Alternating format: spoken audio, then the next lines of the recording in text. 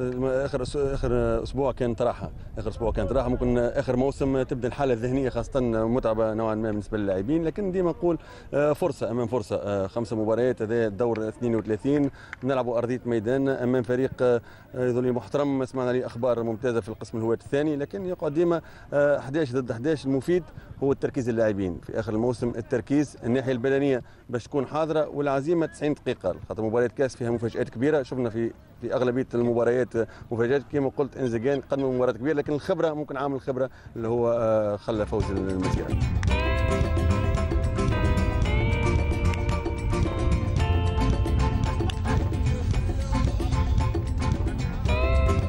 السر والوصفه في تالق المدربين التوانسه في المغرب، واش كاين سر ولا صدفه ولا كاين عمل ديال الاطر التوانسه؟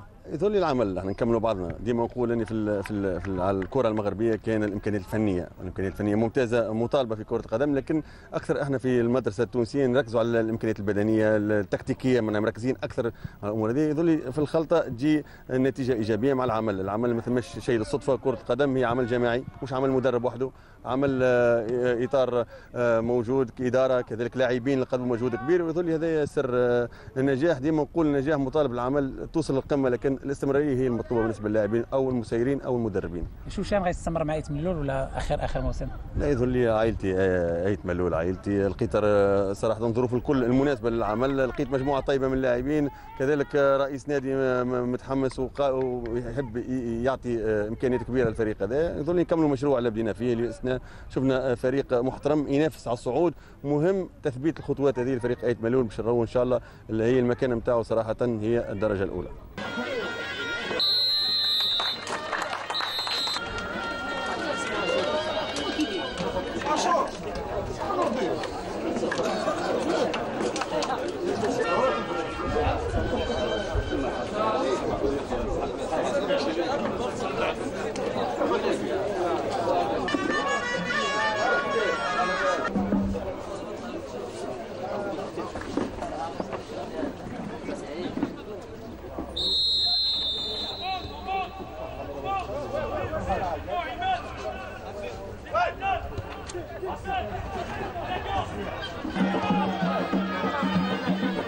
لاعبو سريع واتزم حاولوا الاندفاع منذ البداية والتقدم في النتيجة تحسبا لانخفاض مخزونهم اللياقي خلال الشوط الثاني. أولى الفرص السانحة كانت عن طريق رأسية جون إيمانويل بانجي، لكن نبيل بركاوي كان يقظ.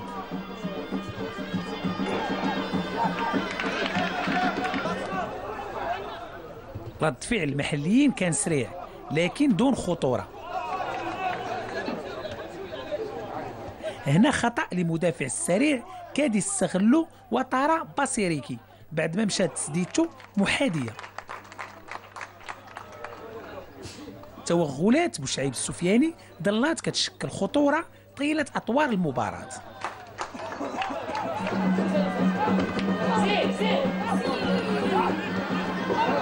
لاعبو سريع واتزم وقفوا الند للند للاعبي اتحاد ايت ملول وكادوا يكونوا السباقين للتسجيل في اكثر من مره.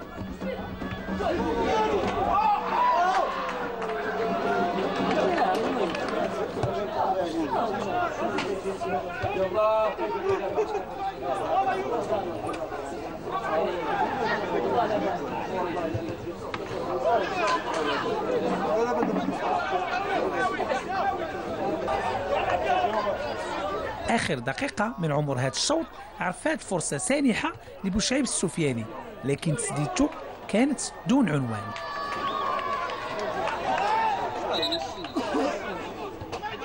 خلال الشوط الثاني غادي يبان الفرق بين الفريقين، وغادي يسيطروا لاعبي اتحاد ايت ملول على مجريات اللعب. دخول محمد أوشن اعطى جرعة إضافية للخط الهجومي لأشبال فريد شوشان. دقيقة 55 غادي تحمل الهدف الأول اتحاد ايت ملول بواسطة وطارا باسيريكي.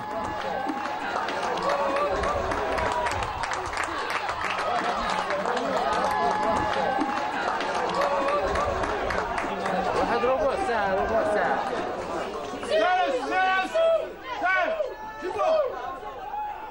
هنا توغل رائع لطوني بيا نهى بتسديدة مرات محادية.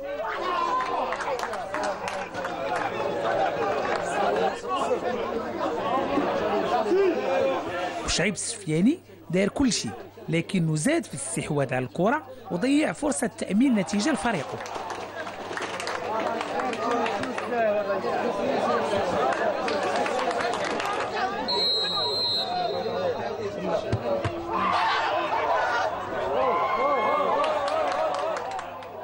ومن خلال هذا المرتد الهجومي غادي يمرر الجناح الطائر كمال أنيس كرة على طبق من ذهب لهداف البطولة ب 16 هدف بوشعيب السفياني، واللي وقع الهدف الثاني برأسية جميلة.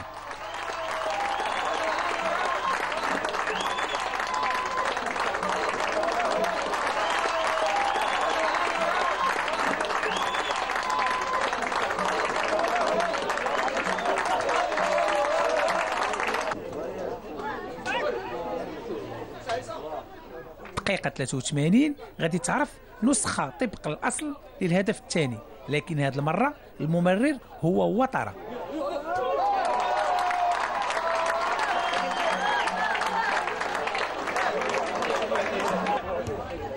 نتيجة 3-0 بقت على حالها إلى حين إعلان الحكم جواد أمرزوق عن نهاية المباراة بفوز منطقي ومستحق لاتحاد أيت ملول على سريع واتزن.